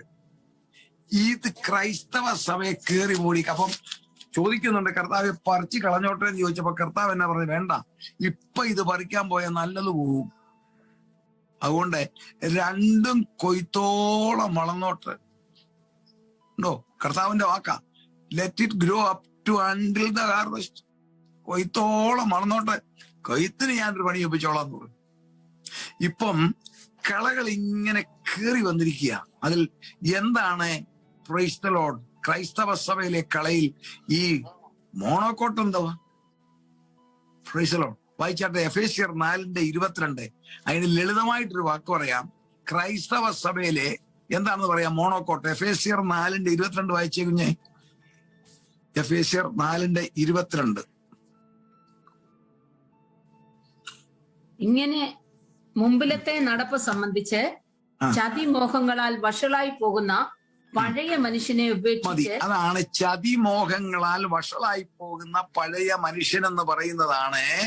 എബ്രായ ലേഖനത്തിൽ പറയുന്നുണ്ട്, ക്രൈസ്തവ സഭയിൽ വരുന്ന മോണോക്കോട്ട് എന്ന് പറയുന്ന പാപത്തിന്റെ പേരാണ് മുറുകെ പറ്റുന്ന പാപം. രക്ഷാനിർണയം പ്രാപിച്ചു, നമ്മൾ കൃപയിൽ നിൽക്കുന്നു, ആരാധിക്കുന്നു, എല്ലാം ഉണ്ടെങ്കിലും പ്രധാനമായിട്ട് 4 പാപം മുറുകെ പറ്റി നിൽക്കുന്നുണ്ടെങ്കിൽ അത് കളയാണ്. അത് പറിച്ചു കളയണം. എന്നിലുണ്ട്, ഞാൻ ആദ്യം പറിച്ചു കളയണം. എന്നിട്ട് പ്രസംഗിച്ചെങ്കിലേ എന്റെ പ്രസംഗത്തിന് പ്രയോജനമുള്ളൂ.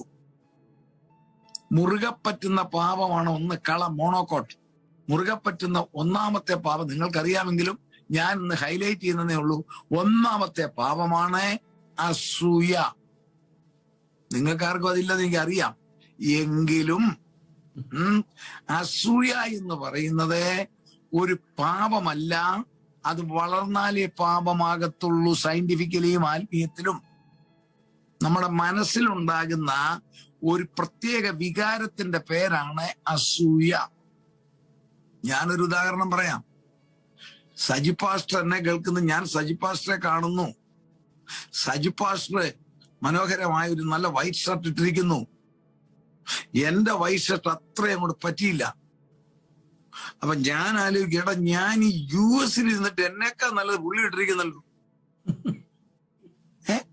US എന്ന് പറയുന്നത് നല്ല ഡ്രസ്സിന്റെ നാടാണല്ലോ. ഇവിടെ ഇഷ്ടം പോലെ കമ്പനികൾ, ഇഷ്ടം പോലെ ഡ്രസ്സുണ്ട്. എന്നിട്ട് എന്നൊക്കെ ക്ലാരിറ്റിയുള്ള ഈ ഷർട്ട് പുള്ളിക്ക് എങ്ങനെ കിട്ടി?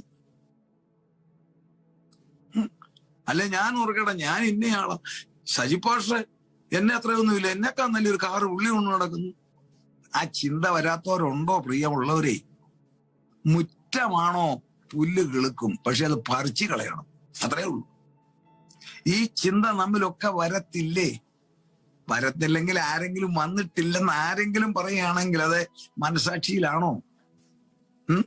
ഒരു സഹോദരിയൊക്കെ നല്ല ഒരു ഡ്രസ്സ് മറ്റേ സഹോദരി ഉടുത്ത സ്വോത്രമൊക്കെ പുറമേ പറയും, അകത്തൊരു കൊളുത്തിപ്പിടുത്തമില്ലേ?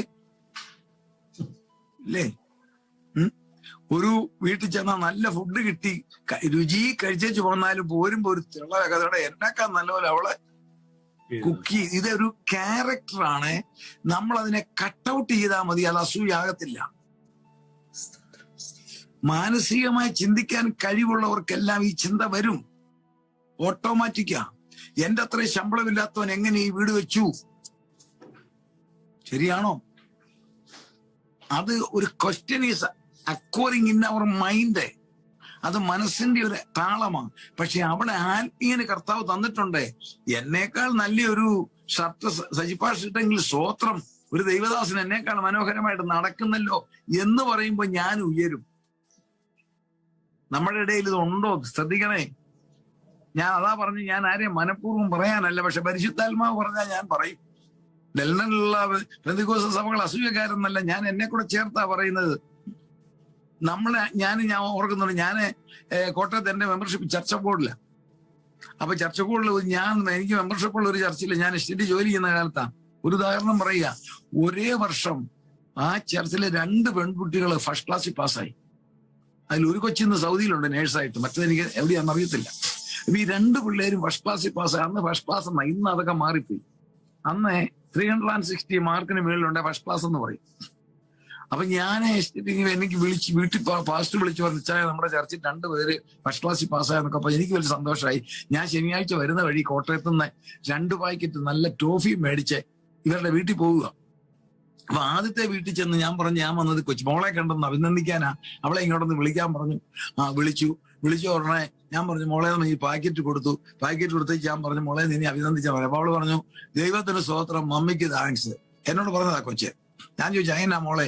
ഇത് കർത്താവ് പാസ്റ്റർ സാറെ എന്നെ ജയിപ്പിച്ച് എന്റെ മമ്മി ഉപവാസം എടുത്തിരുന്ന് പ്രാർത്ഥിച്ചു, അതുകൊണ്ട് മമ്മിക്ക് താങ്ക്സ്.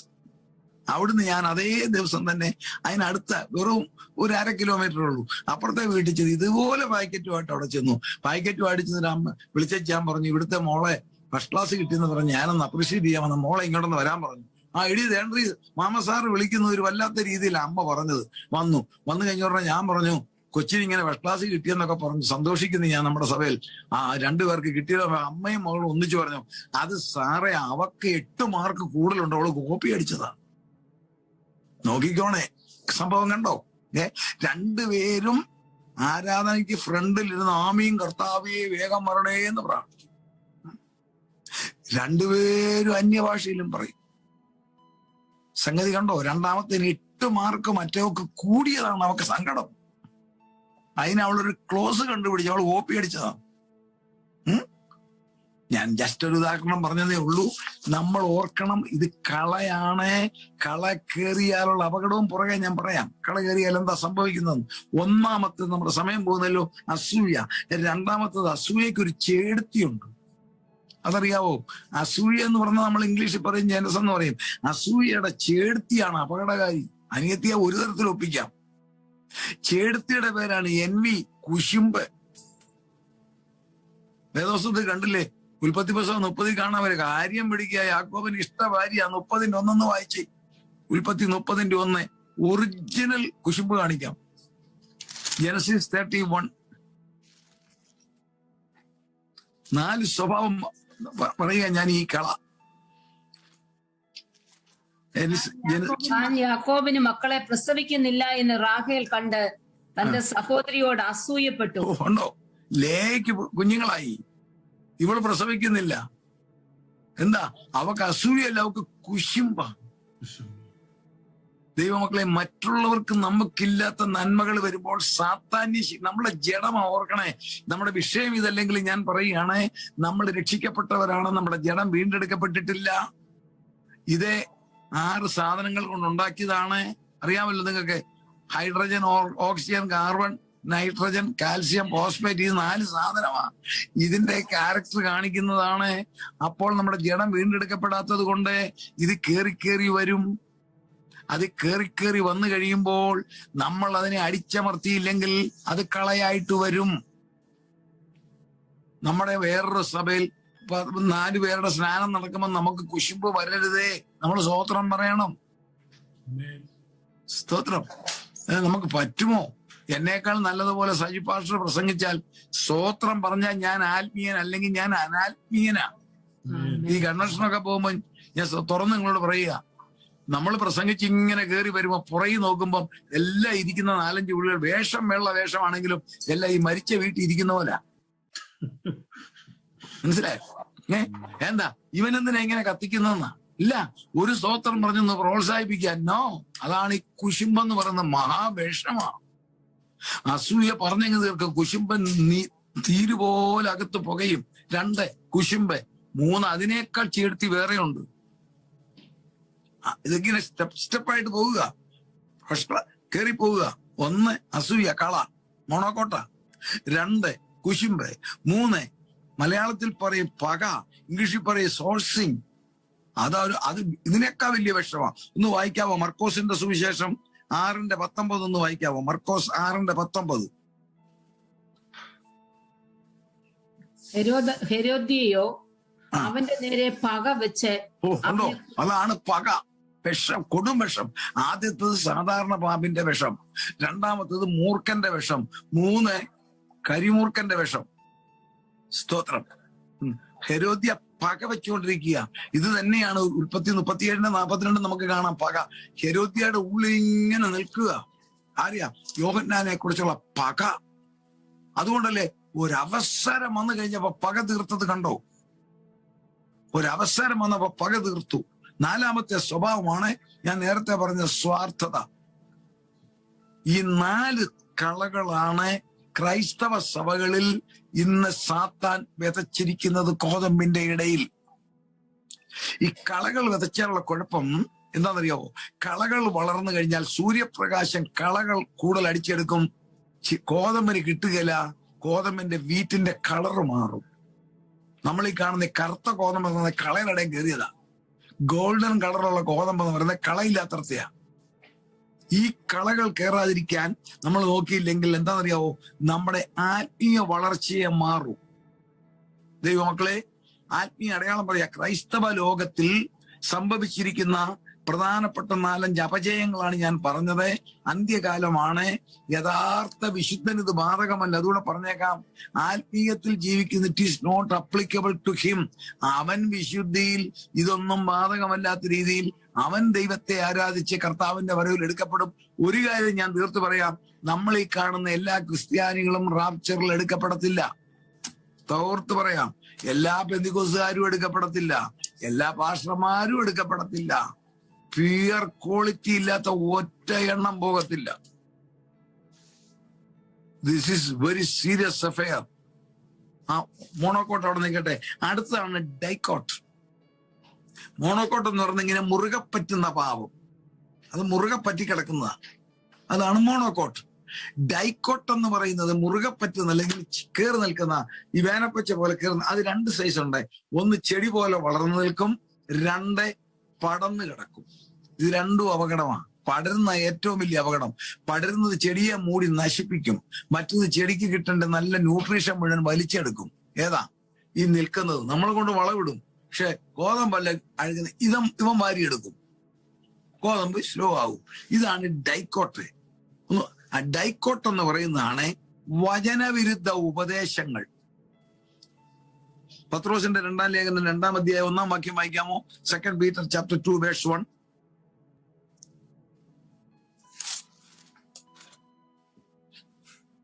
എന്നാൽ കള്ളപ്രവാചകന്മാരും ജനത്തിന്റെ ഇടയിൽ ഉണ്ടായിരുന്നു, അങ്ങനെ നിങ്ങളുടെ ഇടയിലും ദുരുപദേഷ്ടാക്കന്മാർ ഉണ്ടാകും.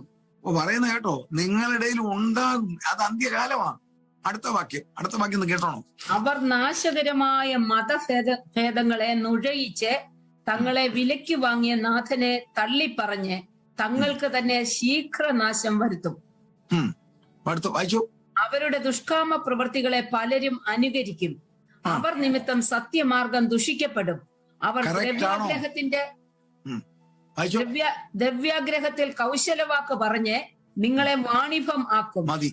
അവർ നിമിത്തം സത്യമാർഗം പോവും. ദുരുപദേശം. ഇത് വളരെ നമ്മൾ ശ്രദ്ധിക്കേണ്ട ഒരു കാര്യമാണ്. അതിന്റെ ഏറ്റവും വലിയ ഒരു ഗൗരവം ഞാൻ പുറകെ പറഞ്ഞുതരാം. ഈ ദുരുപദേശം 1-ാം നൂറ്റാണ്ടിനെ കുറിച്ച് നമ്മൾ പറയുന്നത് ക്രൈസ്തവ സഭയുടെ അപ്പോസ്തോലിക കാലഘട്ടം എന്നാണ്. അപ്പോസ്തലന്മാരുടെ ഒടുവിൽ യോഹന്നാനായിരുന്നല്ലോ. അദ്ദേഹവും മരിച്ചു കഴിഞ്ഞപ്പോൾ സഭയ്ക്ക് അപ്പോസ്തോലിക കാലഘട്ടം കഴിഞ്ഞപ്പോൾ അടുത്തത് സഭത്തിൽ പറയുന്ന സഭാപിതാക്കന്മാരുടെ കാലഘട്ടം. ആ സഭാപിതാക്കന്മാരുടെ കാലഘട്ടത്തിൽ പതുക്കെ ദുരുപദേശം കയറി. യേശുക്രിസ്തുവിന്റെ ദൈവത്വത്തെ നിഷേധിക്കുന്ന ആരിയൂസ് മുതലുള്ളവർ കയറിയപ്പോൾ സഭാപിതാക്കന്മാർ ഒന്നിച്ചു കൂടി. അന്നാണല്ലോ നമുക്കറിയാം ക്രൈസ്തവ മാർഗത്തിന് വിശ്വാസ പ്രമാണം രൂപീകരിച്ചു തന്നു. പരിശുദ്ധാത്മാവിന്റെ കൃപയാൽ എല്ലാ ക്രൈസ്തവ സഭകൾക്കും ആ വിശ്വാസ പ്രമാണമുണ്ട്. അത് കഴിഞ്ഞ് 16-ാം നൂറ്റാണ്ട് വരെ സഭ മങ്ങിപ്പോയി. ഇന്നലെ ഞാൻ പറഞ്ഞതുപോലെ 16-ാം നൂറ്റാണ്ട് കഴിഞ്ഞപ്പോൾ സഭ ഉണർന്നു കഴിഞ്ഞപ്പോൾ സഭ ഇങ്ങനെ അനുഗ്രഹീതമായി വന്നപ്പോൾ നിങ്ങൾ നോക്കിക്ക് ദുരുപദേശം വർദ്ധിക്കുന്നത് കണ്ടോ? ഇനി അതിനകത്തൊരു ദുഃഖകരമായ ഒരു സത്യം ഞാൻ നിങ്ങളോട് പറയാം. ഇറ്റ് ഈസ് വളരെ ദുഃഖകരമായ ഒരു ഫാക്റ്റാണ്. ഈ സാധാ ക്രൈസ്തവ സഭ എന്ന് പറയുന്ന വിപുലമായ ക്രൈസ്തവ സഭകൾ വചനത്തിൽ നിന്നും വളരെ വ്യത്യസ്തമായ ആചാരങ്ങളും വിശ്വാസങ്ങളും അനുഷ്ഠാനങ്ങളും നടത്തുന്നവരുണ്ടോ? ആരുടെ പേര് ഞാൻ പറയുന്നില്ല. വചനത്തിലില്ലാത്തതായ ഉപദേശങ്ങളും ആചാരങ്ങളും, അതായത് വചനത്തിലില്ലാത്ത പുണ്യവാളന്മാരും ഇങ്ങനെയുള്ള കാര്യങ്ങളൊക്കെ സഹിതം പോകുന്ന ഒരു ക്രൈസ്തവ സഭ, അല്ലെങ്കിൽ ആചാരങ്ങളും അലങ്കാരങ്ങളും ഒക്കെയുള്ള ക്രൈസ്തവ സഭ വിപുലമായി, അല്ലെങ്കിൽ വേറൊരു ഭാഷയിൽ പറഞ്ഞാൽ എപ്പിസ്കോപ്പൽ സഭകൾ, അലങ്കരിക്കപ്പെട്ട വേഷങ്ങൾ ധരിക്കുന്ന ബിഷോപ്പന്മാരും മെത്രാച്ചന്മാരും ഒക്കെ ഉള്ള സഭകൾ. അവർക്ക് ആദ്യം മുതലൊരു വിശ്വാസമുണ്ട്. അവർ അതിൽ കൂടി ഇങ്ങനെ പൊക്കോണ്ടിരിക്കുക. അതിൽ കൂടി they are going still on that. എന്നാൽ ഈ 16-ാം നൂറ്റാണ്ടിന് ശേഷം ഉണർവിൽ വന്നിരിക്കുന്ന സുവിശേഷ വിഹിത സഭകൾ, അതായത് നമ്മുടെ പെന്തക്കോസ്റ്റൽ സഭകൾ, നമ്മുടെ ഇടയിലല്ലേ ഈ ദുരുപദേശങ്ങൾ ഇവ കയറി വരുന്നത്? ശ്രദ്ധിച്ചിട്ടുണ്ടോ? This is very serious. അതിന്റെ സീരിയസ്നെസ് പറഞ്ഞുതരാം. കർത്താവ് കൽപ്പിച്ചിട്ടില്ലാത്ത പലതും അവർ പറയുന്നില്ലേ? കർത്താവ് അപ്പോസ്തലന്മാര് ചെയ്തിട്ടില്ലാത്ത ശുശ്രൂഷകൾ പലതും ചെയ്യുന്നില്ലേ? ഉണ്ടോ? ഇതാ ദുരുപദേശം. രോഗികളെ സൗഖ്യമാക്കുവാൻ, ഭൂതങ്ങളെ പുറത്താക്കുവാൻ എല്ലാം വചനത്തിൽ ഫോർമാറ്റ് ഉണ്ട്, ഇല്ലേ? അതല്ലാതെ പരസ്യമായിട്ട് പൊതുജനങ്ങളുടെ ശ്രദ്ധ പിടിച്ചു പറ്റുവാൻ വേദികളിൽ കാണിക്കുന്ന മുഴുവൻ അഭ്യാസങ്ങളും ദുരുപദേശമാണ്. നമ്മളുടെ ഫോർമാറ്റ് തിരുവചനവും കർത്താവും അപ്പോസ്തലന്മാരുമാണ്. കർത്താവ് എന്താ സൗഖ്യം ലഭിച്ചവരോട് പറഞ്ഞതെന്നറിയാമോ? വാക്യം വായിക്കേണ്ട, മത്തായിയുടെ 8:4 കാണാം. ആരോടും പറയണ്ട. കർത്താവ് പറഞ്ഞത് നിങ്ങൾ ആരോടും പറയണ്ട. മത്തായി 8 കാണാം. എന്നിട്ട് പറഞ്ഞു ലൂക്കോസിന്റെ 5:14 കാണാം. നിങ്ങളൊരു കാര്യം ചെയ്, നിങ്ങൾ കുഷ്ഠരോഗ സുഖമായോ? ഒരു കാര്യം ചെയ്. മോശയുടെ ന്യായപ്രമാണത്തിൽ പറഞ്ഞത് നിങ്ങൾ പോയി ചെയ്തു. ഇതല്ലേ പറഞ്ഞത്? ലൂക്കോസിന്റെ സുവിശേഷം 8-ാം അധ്യായത്തിൽ കാണാൻ വലിയ 6000 ഭൂതം ബാധിച്ചവൻ. അവന്റെ ആവേശത്തിൽ അവൻ പറഞ്ഞു ഞാനും കൂടെ വരട്ടെ. കർത്താവ് പറഞ്ഞു നോ, നീ വരണ്ട. നീ നിന്റെ വീട്ടിൽ ചെന്ന് നിന്റെ വീട്ടുകാരോടെ നീ എങ്ങനെ ആയിരുന്നെന്നും കർത്താവ് നിനക്ക് ചെയ്തതൊക്കെയും കാണിക്കാൻ. ഇന്നായിരുന്നെങ്കിലോ ഇങ്ങനൊരുത്തനെ കിട്ടിയിരുന്നെങ്കിൽ അവനെ ടിക്കറ്റ് എടുത്ത് ഇംഗ്ലണ്ടിൽ കൊണ്ടുവരും, ഇല്ലേ? അവിടുന്ന് അമേരിക്ക കൊണ്ടുവരും. എന്നിട്ട് ഒരു സാക്ഷ്യം നിങ്ങൾക്ക് കേൾക്കാം. ഇദ്ദേഹം പുറകെ നിൽക്കും, മറ്റേ പുള്ളി കയറും. ഞാൻ 12 വർഷം ഇന്നതായിരുന്നു. ശരിയാണോ? ഇന്നതായിരുന്നു. ഒടുവിലത്തെ ദൈവദാസൻ കൈവച്ച് എനിക്ക് സൗഖ്യം വന്നു. നാലേലിയ പറ. ഇതുവല്ലം കർത്താവ് ചെയ്തിട്ടുണ്ടോ? ഇതുവല്ലോ അപ്പോസ്തലന്മാർ ചെയ്തിട്ടുണ്ടോ? ഇതുവല്ലോ വചനത്തിൽ പറയുന്നുണ്ടോ? പരസ്യം കിട്ടുവാൻ. ഇതിന്റെ സീരിയസ്നെസ് എന്താ? വചനവിരുദ്ധമായ ഏത് ഉപദേശവും ആത്മാവിൽ സത്യത്തിലും ആരാധിക്കുവാൻ മനോഹരമായ ഫോർമാറ്റുണ്ട്. അത് വിട്ടുള്ള ഒരു ആരാധനയും നമുക്ക് അനുവദനീയമല്ല. ഇതാണ് ദുരുപദേശം. എന്തെല്ലാം തരത്തിലുള്ള ഉപദേശങ്ങൾ ഞാൻ വിശദീകരിക്കേണ്ട നിങ്ങൾക്കറിയാം. ഇനി ഞാൻ ഒരു കാര്യം പറയട്ടെ. എനിക്ക് ഇംഗ്ലണ്ടിലെയും അമേരിക്കയിലെ നിയമം എനിക്ക് അറിയാൻ മേല. ഇന്ത്യയിലെ നിയമം അനുസരിച്ച് മോഷണവസ്തു ആണെന്ന് അറിഞ്ഞിട്ട് സൂക്ഷിക്കുന്നതും ഒരുവൻ കുറ്റവാളിയാണെന്ന് അറിഞ്ഞിട്ട് അവനെ സംരക്ഷിക്കുന്നതും കുറ്റകരമാണ്. ഒരു മാല മോട്ടിച്ചുകൊണ്ട് വന്നതാണെന്ന് അറിഞ്ഞാൽ അത് വില കുറച്ച് മേടിച്ച് കൈവച്ചാൽ അവനെ പിടിച്ച് അകത്തിടും. അപ്പൊ ഒരുവൻ ഒരു കൊലക്കുറ്റം ചെയ്തവനാണെന്ന് പറഞ്ഞിട്ട് അവനെ സംരക്ഷിച്ചാൽ കുറ്റമാ. അങ്ങനെയാണെങ്കിൽ ഈ ദുരുപദേശങ്ങൾക്ക് അവസരം കൊടുക്കുന്നതും അവർക്ക് വേദി കൊടുക്കുന്നതും അവരെ പ്രോത്സാഹിപ്പിക്കുന്നതും കുറ്റമാണ്. വലിയ തെറ്റാണ്. നമ്മൾ അവരെ പ്രോത്സാഹിപ്പിക്കാൻ പാടില്ല. പ്രവാചകന്മാരുണ്ട്, നല്ല പ്രവാചകന്മാരുണ്ട്, നമ്മളവരെ ആദരിക്കണം. പക്ഷെ കള്ളപ്രവാചകന്മാരുണ്ട്. എന്താ യഥാർത്ഥ പ്രവചനം എന്ന് പറയുന്നത് നിങ്ങൾക്കറിയാം? ആത്മീയമായിട്ടുള്ള കുറവുകളെ വ്യക്തിഗതമായി ചൂണ്ടിക്കാണിച്ചു തരും. അല്ലാതെ വീസ പറന്നു വരുന്നെന്നോ ഇതൊന്നും അല്ല പ്രവചനം. അതൊക്കെ പണം അടിച്ചെടുക്കാനുള്ളതാ. Praise the lord. ആത്മീയമായിട്ടുള്ള കുറവുകളെ ചൂണ്ടിക്കാണിച്ചിട്ട് നമ്മളുടെ കാര്യങ്ങൾ പറയുന്നതാണ് പ്രവചനം. ഇന്നതാണോ? സജി പാസ്റ്ററെ വിളിക്കത്തില്ലാരും. ഒരു പ്രവാചകൻ പറയട്ടെ, പുള്ളിയെ നിലത്ത് നിർത്തുകയില്ല. ശരിയാണോ? ഞാൻ ആരുടെയും പേര് പറയുന്നില്ല. പലരെ എനിക്കറിയാം. വെറും മണി മേക്കിംഗ്. അതിന് ഞങ്ങളുടെ ചർച്ചകോടിലെ ഒരു ഭാഷയുണ്ട്. അദ്ദേഹം ഇന്ന് റിട്ടയർ ചെയ്തു. അദ്ദേഹത്തിന്റെ പേര് CK വർഗീസ് എന്നാ, കോട്ടയംകാരനാ. അദ്ദേഹം പറയും ചില ഭാഷമാർക്ക് പ്ലെയിൻ ഗിഫ്റ്റ് കിട്ടുമെന്ന്. എന്ന് പറഞ്ഞാൽ നെടുമ്പാശ്ശേരി എയർപോർട്ടിൽ ചെന്ന് പ്ലെയിനെ കയറി കഴിയുമ്പോൾ ഒരു ഗിഫ്റ്റ്, തിരിച്ചു വരുമ്പോൾ അത് തീർന്നു. ദുരുപദേശം. ഇനിയും ഞാൻ വേഗം പറയട്ടെ, ക്രീപ്പർ. അത് വളരെ ഗൗരവമാണ്. ക്രീപ്പർ എന്ന് പറയുന്നത് ചുറ്റിപ്പടത്തി കളയുന്നതാണ് ക്രീപ്പർ. അതിനകത്ത് നിങ്ങൾ ദൈവമക്കളൊരു കാര്യം ശ്രദ്ധിക്കണം. ഇസ്രായേൽ മക്കളുടെ ഫോർമാറ്റ് നിങ്ങൾ എടുത്താൽ ഒരു കാര്യം കാണാം. ഇസ്രായേൽ മക്കൾ വാഗ്ദത്ത നാട്ടിൽ കയറത്തില്ല എന്ന് കർത്താവ് എപ്പോഴാ പറഞ്ഞതെന്നറിയാമോ ദൈവമക്കളെ? ഇത് വളരെ ശ്രദ്ധിക്കണേ. നമ്മുടെ സമയം തീരാറായി. ഞാൻ നിർത്താം. ബാക്കി നമുക്ക് ചിന്തിക്കാം. ഇസ്രായേൽ മക്കൾ വാഗ്ദത്ത സംഖ്യാപുസ്തകം 14-ാം അധ്യായത്തിന്റെ 22-ാമത്തെ വാക്യം ഒന്ന് വായിക്കാമോ ലിസിക്കുട്ടി? ഇസ്രായേൽ മക്കൾ വാഗ്ദത്ത നാട്ടിൽ കയറത്തില്ല എന്ന് യഹോവ പറഞ്ഞത് എപ്പോഴാ?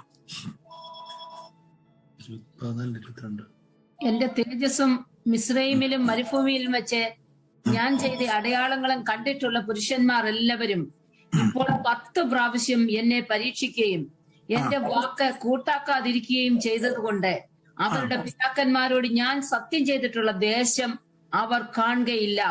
ഞാൻ വേറൊരു വിഷയം പറയാനാ. മതി ശ്രദ്ധിക്കാം. ഇസ്രായേൽ മക്കളോട് പറയുന്നത് അവർ പിതാക്കന്മാരോട് സത്യം ചെയ്ത ദേശം നിങ്ങൾ കാണത്തില്ല എന്ന് പറഞ്ഞതിന്റെ കാരണം ഒന്നല്ല, നിങ്ങൾ 10 പ്രാവശ്യം വചനം തെറ്റിച്ചു. കേട്ടല്ലോ? 10 ടൈംസ്. അതുകൊണ്ടുള്ള പനിഷ്മെന്റ് നിങ്ങൾ കയറത്തില്ല. സത്യമാണേ. എന്നാലേ അതേ സംഖ്യാപുസ്തകം 20-ന്റെ 12 ഒന്ന് വായിക്കാമോ? ഇത് ഇത് വളരെ സീരിയസ് ആയിട്ടുള്ള ഒരു കാര്യമാണ്. എനിക്കൂടെ അപ്ലിക്കബിൾ, അതുകൊണ്ടായി പറയുന്നത്. പിന്നെ യഹോവ മോശയോടും അഹരോനോടും, നിങ്ങൾ ഇസ്രായേൽ മക്കൾ കാണുക, എന്നെ ശുദ്ധീകരിപ്പാൻ തക്കവണ്ണം എന്നെ വിശ്വസിക്കാതിരുന്നത് കൊണ്ട് നിങ്ങൾ ഈ സഭയെ ഞാൻ അവർക്ക് കൊടുത്തിരിക്കുന്ന ദേശത്തേക്ക് കൊണ്ടുപോകയില്ല എന്നരുളി ചെയ്തു. രണ്ടു കൂട്ടർക്ക് ഒരുപോലെ പനിഷ്മെന്റ് വന്ന കണ്ടോ? ജനത്തിനോട് പറഞ്ഞു, നീ ഒന്നും അവിടെ കയറത്തില്ല, കാരണം നീ 10 പ്രാവശ്യം എന്റെ കൽപ്പന തെറ്റിച്ചു. നേതാക്കന്മാരോട് പറഞ്ഞ എങ്ങനെയാണെന്നറിയാവോ? ഒറ്റ പ്രാവശ്യം നീ തെറ്റിച്ചു. മോശ അതും തെറ്റിച്ചതിന്റെ ന്യായം നമുക്കറിയാം. ടെൻഷൻ മൂത്ത് പറഞ്ഞു പോയത് അബദ്ധത്തിൽ, അല്ലേ? ടെൻഷൻ മൂത്ത് പറഞ്ഞ ആ കാരണം ഒന്നും ആയിക്കോട്ടെ, ഒറ്റ പ്രാവശ്യം നീ തെറ്റിച്ചു, നീ കയറത്തില്ല. അങ്ങനെയാണെങ്കിൽ ദൈവമക്കളെ, നേതൃത്വങ്ങൾ തെറ്റ് ചെയ്താൽ അവരെ കർത്താവ് ശരിക്കും ശിക്ഷിക്കും. പക്ഷെ നമുക്കത് ബോധ്യപ്പെട്ട ചെയ്യേണ്ട പരിപാടി കളയാകരുത്. നമ്മൾ ചെയ്യേണ്ടത് എന്താ? നേരിട്ട് ചെന്ന് വളരെയധികം ഭവ്യമായി പറയാൻ ആർജവം വേണം. നേരിട്ട് ചെന്ന് അല്ലെങ്കിൽ അറിയിക്കണം. ദാവീദ് പാപം ചെയ്തപ്പം നാഥാൻ എന്നാ ചെയ്തത്? നേരിട്ടങ്ങി എന്ന് പറഞ്ഞു, that person, you are that person, അല്ലേ? ശമൂവേൽ അതല്ലേ ചെയ്ത്? നേരിട്ട് ചെന്ന് പറയുകയോ പറയിപ്പിക്കുകയോ ചെയ്യണം. അതിന് പകരം എന്തുവാ ചെയ്യുന്നത്? നേതൃത്വങ്ങൾ തെറ്റ് ചെയ്ത പരസ്യമായിട്ട് വഴിവെക്കലും പൊതുവഴികളിലും നിന്ന് വിഴുപ്പലക്കുന്നത് കാണാൻ മേലെ. നേതൃത്വങ്ങൾ തെറ്റ് ചെയ്താൽ നേരിട്ട് എന്ന് പറയാനുള്ളത് തന്റെ അടവില്ല, ആർജവുമില്ല. അതിന് പകരം എന്തുവാ ചെയ്യുന്നത്? പരസ്യമായിട്ട് നിന്നുകൊണ്ട് പൊലിപ്പിച്ച് പത്രങ്ങളിലും കൊടുത്ത് അനുകാലിക. ഈ കോവിഡ് വന്നത് വളരെ നന്നായി. ഒരുപാട് ബന്ധുക്കോസുകാരുടെ വാരുടെ മാസിക നിന്ന് പോയാൽ എനിക്ക് ദൈവത്തെ സ്തുതിക്കുക. കാരണം ഇതിനകത്ത് എഴുതുന്ന മുഴുവൻ വെഴുപ്പായിരുന്നു, അല്ലേ? അതെല്ലാം കർത്താവ് അത് നിർത്തി. സ്തോത്രം. ഇതിനൊക്കെ ഏതിനും ഒരു 2 വശമുണ്ട് ദൈവമക്കളെ. ചില മാസികകളൊക്കെ വരുമ്പോഴേ നെഞ്ചത്ത് വെപ്രാളം. എന്നറിയോ? നമ്മളെ ഈ സമുദായക്കാരെ അത് വായിക്കുന്നത്. സ്തോത്രം. എന്റെ മരുമകനോടെ ഓൺസനുണ്ട്. ഇവിടെ ഒരു മരുമകനോടെ തൃശ്ശൂർ ഒരു സമുദായക്കാരനുണ്ട്, ഒരു യാക്കോബക്കാരൻ, പുനലൂരുകാരൻ. എന്തു വന്നാലും, അച്ചായോ ഇന്നത്തെ ഇന്നത് കണ്ടോ നിങ്ങളുടെ? എന്റെ മരുമകൻ പറഞ്ഞു, ലജ്ജയാ. ഇവൻ ഫോൺ എടുക്കുമ്പോ എനിക്ക് ലജ്ജയാ, ഇവൻ എന്നാ ഈ പറയാൻ വരുന്നത്. കാരണം പത്രത്തിൽ, പെന്തിക്കോസ്തുകാരുടെ പത്രത്തിൽ വരുന്ന കാര്യങ്ങളാ. ആരുടെയാ? നമ്മുടെ നേതാക്കന്മാരെ കുറിച്ച്. സോഷ്യൽ മീഡിയ വഴി വിളിച്ചു പറഞ്ഞ് ക്രൈസ്തവ ലോകത്തിലെ നേതാക്കന്മാരെ അവഹേളിക്കുന്നവരിലെ തെറ്റ് കണ്ടാൽ തെറ്റെന്ന് പറയണം, അല്ലെങ്കിൽ ഭവ്യമായി നേരിട്ടല്ലേ അറിയിക്കണം. അതറിയാം, അത് ശരിയല്ല. എന്താ, ഞാനിവിടെ നിങ്ങൾക്കൊക്കെ അറിയാവുന്ന വളരെ പ്രശസ്തനായ ഒരാളാ, വലിയ പ്രശസ്തനാ. നിങ്ങളും അദ്ദേഹത്തിന്റെ പ്രസംഗം കേട്ടിട്ടുള്ള ആളാ, എനിക്കറിയാം. അദ്ദേഹം പ്രസംഗിച്ച് TV കൂടെ ഒരു മീറ്റിംഗിൽ പ്രസംഗിച്ചു. കർത്താവ്, നമ്മൾ രക്ഷിക്കപ്പെട്ടത് ഒറ്റയ്ക്കാണ്, സ്നാനപ്പെട്ടത് ഒറ്റയ്ക്കാണ്, കർത്താവിനെ രക്ഷകനായിട്ട് സ്വീകരിച്ചത് ഒറ്റയ്ക്കാണ്, സ്നാനപ്പെട്ടത് ഒറ്റയ്ക്കാണ്. അതുകൊണ്ട് കർത്താവ് വരുന്ന സഭയെ ചേർക്കാനല്ല, ഓരോരുത്തരെ ചേർക്കാനാണ്. ഞാൻ അദ്ദേഹത്തെ അറിയിച്ച് അത് വചനവിരുദ്ധമാണെന്ന് പറഞ്ഞു. കാരണം തനിക്കായി കാത്തിരിക്കുന്നവരുടെ രക്ഷയ്ക്കായി പ്രത്യേകിച്ച്, അല്ലാതെ മാത്തുക്കുട്ടിയുടെ രക്ഷയ്ക്ക് കർത്താവ് വരുമെന്നല്ല, സഭയെ ചേർക്കാനാ കർത്താവ്. ഞാൻ പക്ഷെ പരസ്യമായിട്ടല്ല പറഞ്ഞത്, അദ്ദേഹത്തിന്റെ പേരും പറഞ്ഞില്ല, അദ്ദേഹത്തെ നേരിട്ട് അറിയിച്ചു. എന്താ ചെയ്യാത്തത്? എന്താ? അതുപോലെ തന്നെ ഇത് അതിനേക്കാൾ പ്രഗതനായ ഒരു ദൈവദാസൻ ഇവിടെ ക്ലാസ് എടുത്തപ്പോൾ പരസ്യമായിട്ട് പറഞ്ഞ വേറൊരു തെറ്റുണ്ട്. അത് എനിക്ക് പറയാൻ തന്നെ ലജ്ജയാ. വലിയ PhD-കാരനാണ്. അയാളെ യേശു എന്നുള്ള വാക്കിന്റെ അർത്ഥം കൊണ്ടുവന്ന് നമുക്ക് പറയാൻ മേലാത്തൊരു അർത്ഥം പറഞ്ഞു. ഞാൻ അറിയിച്ചു അതല്ലെന്ന്. അല്ലാതെ പബ്ലിക് പറയുകയല്ല. അത് ആ ക്രീപ്പർ എന്ന് പറയുന്നത് സഭയെ അവഹേളിക്കുക, നേതാക്കന്മാരെ അവഹേളിക്കുക. ക്രൈസ്തവ ലോകം, പ്രൈസ് ദി ലോർഡ്, ഇതിന് വളരെയധികം നമ്മൾ ശ്രദ്ധിക്കുക. കുറ്റം കൊണ്ട് നേരിട്ട് പറയുക. ഞാൻ എന്റെ വാക്കുകളെ അവസാനിപ്പിക്കട്ടെ, സമയം തീർന്നു. അതുകൊണ്ട് നമുക്ക് തുടർന്ന് നാളെ ചില മിനിറ്റുകൾ കൂടി സോഷ്യൽ സയൻ എടുത്തിട്ട് സയന്റിഫിക്കൽ സയനിലേക്ക് പ്രവേശിക്കാം. ഇന്ന് ഈ വചനങ്ങളാൽ കർത്താവ് നമ്മളെ അനുഗ്രഹിക്കും.